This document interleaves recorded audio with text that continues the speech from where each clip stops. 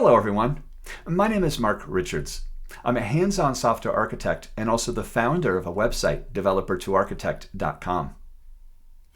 In May, I'll be giving a keynote at the T.A.K.E Unconference titled, What Makes Software Architecture So Hard?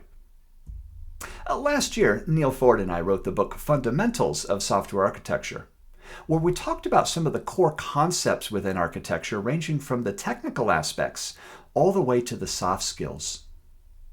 Our follow-on book, to be released this November, Software Architecture, the Hard Parts, takes this one step further to talk about what is hard in architecture and how to resolve some of the messy trade-offs. And that's exactly what I want to talk about in my keynote.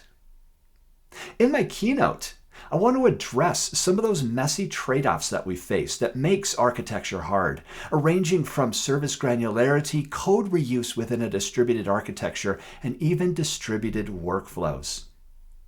I'll show you how to identify the trade-offs, different trade-off analysis techniques, and so that we can appreciate that, in fact, software architecture is hard. I think you'll enjoy this keynote, and I look forward to seeing you at the conference.